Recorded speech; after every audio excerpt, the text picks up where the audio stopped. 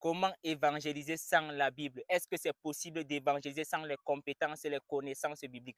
Oui, c'est possible d'évangéliser sans les connaissances bibliques. Et cela ne veut pas dire que vous ne deviez pas chercher à posséder des connaissances bibliques. Mais cela va vous motiver encore, afin de vous booster pour être encore plus efficace sur le terrain d'évangélisation.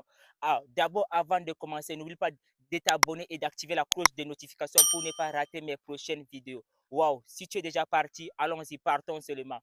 Voici l'une des meilleures manières d'évangéliser sans les connaissances bibliques ou sans la connaissance biblique. Il faut d'abord la planification. Premièrement, tu dois d'abord planifier le lieu, planifier le terrain, planifier si tu iras seul ou accompagné d'un frère.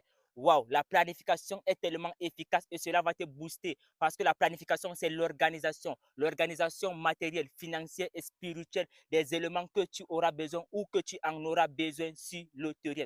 Deuxièmement, il faut la prière. Tu dois prier. La prière intervient, mais cela intervient de manière ou de façon efficace parce que la prière est tellement captivante et tellement puissante. Vraiment, tu dois d'abord faire la prière d'intercession. Ensuite, tu dois faire aussi la prière de supplication et cela va être tellement utile et tellement bénéfique pour la santé spirituelle ou pour l'évangélisation que tu vas faire sur le terrain. Troisièmement, il te faut l'assistance du Saint-Esprit. Tu dois être accompagné du Saint-Esprit. Tu dois être accompagné de la présence du Saint-Esprit parce que le Saint-Esprit va te consoler, va te motiver. Le Saint-Esprit va te donner des inspirations et le Saint-Esprit sera pour toi un maître qui va te guider sur le terrain d'évangélisation afin que tu puisses éviter certaines erreurs sur le terrain d'évangélisation.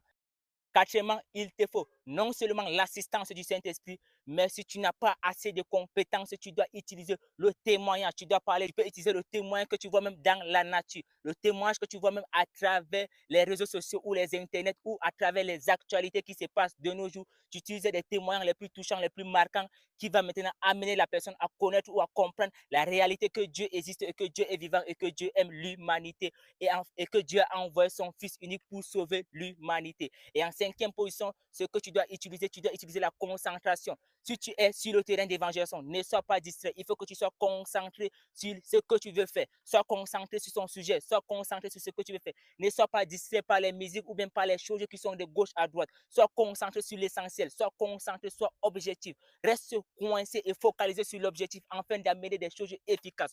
Concentre-toi sur la personne. Amène des créations, amène des choses nouvelles à la personne, amène des inventions à la personne efficaces. Wow. Il y a aussi des erreurs à éviter sur le terrain d'évangélisation. Puisque tu n'as pas la connaissance, les compétences bibliques, évite les discussions inutiles, les discutes des mots également. Évite aussi les débats. Puisque tu n'as pas assez de connaissances, évite aussi les débats parce que les débats ne vont te servir à rien du tout.